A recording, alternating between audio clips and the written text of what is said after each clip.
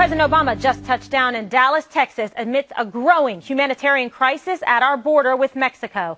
The president continues to refuse calls for a border visit, despite holding meetings and fundraisers less than 300 miles away. Chuck Todd and Charles Krauthammer wonder if this White House understands the severity of the situation. They are very much in denial about this. They totally deny this allegation coming from some of us in the media that they don't look like they're on top of this situation. They argue they've very much been on top of this situation, and the president physically being there isn't a big deal. The problem is we have a huge problem. The president has done nothing. He either doesn't know what to do or he wants it to go ahead the way it is. He doesn't have a policy. He won't enunciate a policy. And instead, as with everything in this administration, all we talk about is the PR and the language. Before his visit, Obama seemed to be more focused on beers and billiards as opposed to our borders. Earlier, Democratic Representative Henry Cuellar took aim at the president for having his priorities out of whack. When he is shown playing pool in Colorado, drinking a beer, and he can't even go 242 miles to the Texas border, he either can roll up his sleeves and go down to the border, or he can just look aloof and detach and not go to the border, send surrogates down there and say that he's got everything under control.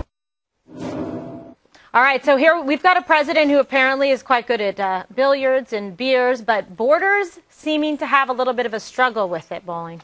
But the good news for President Obama is he decided to shake Governor Perry's hand and therefore turned this whole trip over to the taxpayers of America. It's the 3 fundraisers in Texas. I think he's going from Dallas to Austin that they were going to have to pay for. But once they start doing official business, they start to let the taxpayer take over some of the costs. And that is really unbelievable. Maybe that's why he decided to sit down with Rick Perry for a chat, not go to the border, which is what he should be doing. Maybe we should build a golf course and a basketball court at the border. Maybe that would get President Obama to the border. Well, he certainly makes being president look like a lot of fun. I mean, when I see this picture here, quite a shot. Dana?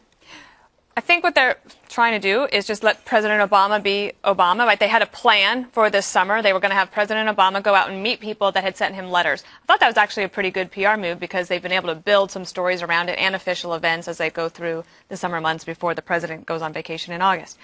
This particular picture, I think, is partly the White House is saying, President's got everything under control. Everything's fine. You at Fox and now the Democrats, there's some of them that are coming out, you can all freak out if you want. The president's got it under control. Here's the thing I'm concerned about for the president and for the country. Yes, they have a political problem, and I think that's making their policy problem, to solving their policy problem even more difficult, because you have to have both hand in hand. I think what the president should have done initially, accept Rick Perry's invitation, go to the border, and then make Rick Perry own part of it. And say, I will do a joint press conference with you. And it would be very unusual for somebody like Governor Perry to be dismissive or degrading to the president if he's there at the table with him. So I think that they've played it almost exactly wrong. They tried to salvage it with the meeting that they're having in Dallas. I just don't think it is enough to overcome their PR problem, which is then swamping their political problem, their policy problem. All right. Now, Greg, you're making an interesting face there, quizzical. It's my normal face. I am always quizzical. I don't think we should be surprised by this. If you secure the border, then he doesn't have his comprehensive immigration package. This is how it's always been. He wants it to fall apart. Then you have to have this incredible package. Flight 370 has more presence than him at this point. He's not there. He's checked out. I prefer to look at President Obama's administration as a bad marriage you had in your early 20s that by 2016 you will try to get out of and forget that it ever happened and move on. And chalk it up to experience. And you have 2 years left to get through this, Bob. Just 2 years. Well, we've both if we done can just that. hold it together. But this is the number that kills me. $1.8 billion, right? Emergency funding. That's $35,000 per kid.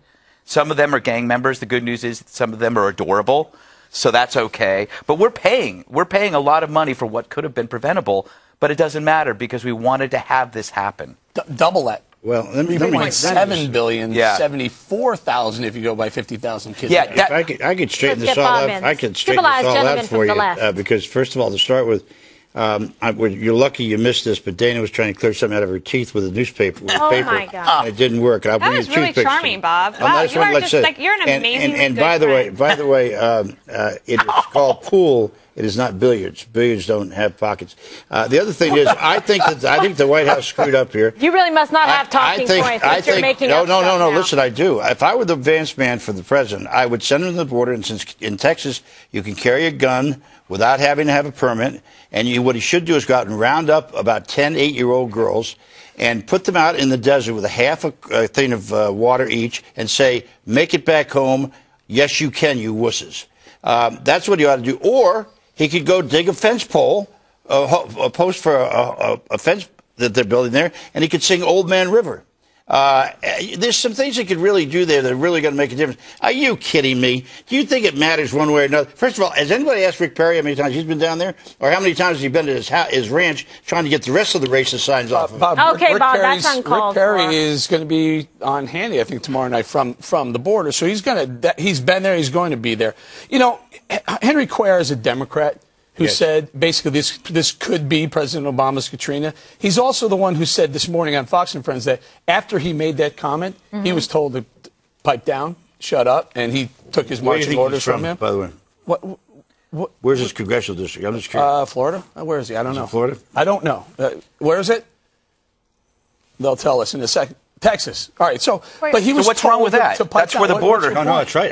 If I were a Texas congressman, I would say it's the same thing. No, but Chuck Todd. I believe he's right down near the border. Chuck Todd, a very liberal reporter as well, basically saying this is the optics look really bad for President Obama. You could step up, Bob, and say, look, maybe they screwed this one up. Here's basically President Obama's presidency summed up. He takes a scandal that he's embroiled in and creates another one to make us forget about the last one. Benghazi, IRS, the VA, Bergdahl. Obama's scandal. Another scandal? Yes, he's the one who oversees these kids who were fleeing gang warfare in 2 countries. Send them back, Bob. The scandal's Bob, over. You're overstating it. It's not all kids fleeing gangs or gang lifestyle. Yeah. No, that is an overstatement that is erroneous. Well, okay, Dana, I want to talk. Okay, go ahead. See, I was just going to say one more thing. I think that the defense people screwed up again was, the mainstream media didn't do it when they had all those things in Denver with the pool and the beer and the rest of it. They didn't cover the fact that he took a leak in the bathroom. You know what, Bob? We're not going to diminish the serious issue that's facing this country with that kind of language. Dana, people making the comparisons, and in fact, Representative Cuellar saying that this is President Obama's Katrina. You have some first-hand knowledge of that.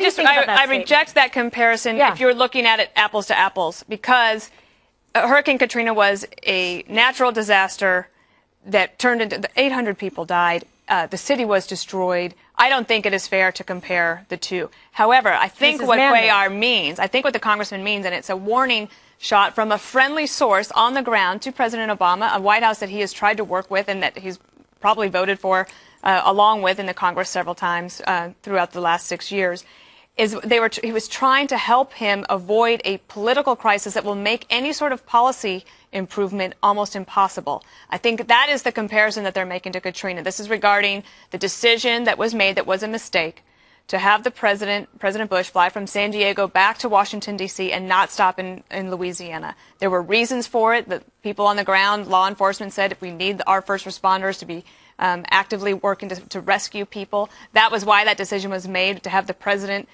fly over, and then there was the photo taken, and that becomes the moment that's the PR problem for the President. What Cuellar and others, and including me, have been trying to explain to the President is just don't allow something like learn from our mistake.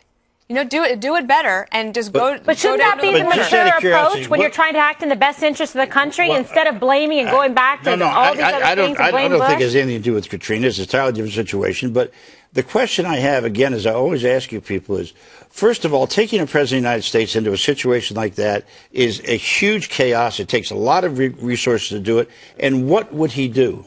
Well, this is okay. If you look at how the other networks are portraying this crisis, they're talking about all these young kids fleeing gang violence, and they're coming here. Have they seen Chicago? This is not a place to come if you're fleeing gang violence. The fact is, none of the left cares about gang violence until it's in Honduras or El Salvador. So that is baloney. Obama's reaction, he's sick. He's actually ill. He has Fox News cooties, which means anytime there is an issue that we cover, or we report, he derides. He looks at it and he can't bear himself. His ego cannot bear himself to actually do something that we report as a legitimate story. It bothers him. So what he does is the opposite. And again, chaos for him is helpful because it pushes his overall belief in comprehensive immigration reform. In fairness to the left, have I not said over and over and over again it's gang violence in Chicago? Yes. What in your point being? Yeah, bowling. It's just that. You know what this is? This is President Obama literally spending more time worrying about fundraising than a legitimate crisis on our southern border. Then answer me the question. What would you do? Well, here's the thing. This is what number one, first, I'm sorry. No, okay, I'll follow you. Number one, I would get down there and talk to the people in that town, the leaders in that town, and say, what do we need to do here? I would tell you right now, the mayor of the town of Marietta will tell them, send these kids back. We don't want these kids. We can't have these kids. This area can't handle that kid. He needs to hear. American people need to see him listening to the people on the ground telling him what's going on. He doesn't need advisors telling him what to do. I think the White House announced they were going to send him back because they weren't going to give him humanitarian grounds to be here. We'll see. So you can't just hand out blanket humanitarian grounds. This has to be done in a responsible and orderly fashion, and there are provisions and laws in place and legislation to make sure that these children have a due process. But nevertheless, you've also got to send a message here because you can't just willfully break our laws and come over and expect the American taxpayers to pay for everybody who says they have a hardship. The system cannot sustain it financially. After they say they're going to send them back. Now, you may say they're liars. I didn't say that. But they did announce they were going to send them back. They weren't going to be given humanitarian grounds. The only ones who do are Cubans who get away with stepping one foot in Florida and all of a sudden they're citizens, which I don't understand. Well, that's we could go back to that issue. That's a political issue that was made, a policy decision for a long time ago. That's correct. That has turned very political and might change in the future if as President Obama said that he might want to change that. You have a solution. I have two things that can I say? I know that we have to go. You asked what could they have done. Well, the administration has said that they knew that this crisis was developing since last October. The other thing that they've known is that these fundraisers the president had in Texas were on the books for a while. You don't just make those up overnight. So when they're in their planning meeting, does no one in the room say, you know, if the president's going to be going to Texas and we know that there's a crisis coming and he's only doing fundraisers, shouldn't we do something before Rick Perry does? I'm just saying that that is the one thing that I think they should have done differently. They don't think ahead to protect the president, and the president isn't protecting himself. And if I could just say one other thing. We're talking so much about the stock, the number of children that are here, but the real immediate problem is the flow. So how do you stop the flow from coming in? That's the policy problem. The president, I think, should focus first on that, and second, he's going to need to deal with this issue that Mexico and Canada, those children have to have immediate hearings. I'm sorry I blew that blew right through that because I'm making a good point. Mexico and Canada, those children get immediate hearings. I think that Congress could agree with the president to expand that to Central America or maybe other countries around the world so that they fix that law like Dianne Feinstein suggested. Because it's not going to go away, and that's sage advice. They should be listening. And the president should know himself, right? He's commander-in-chief. Pull it together. And it's all his fault. President Obama, he's treating the border politically. That's the issue. He's treating it not patriotically. He's treating it politically. That's an awfully strong statement. And in that way, it's factual. He's wonderfully consistent, isn't he? I mean, that's what he told John Kyle. All right, coming up.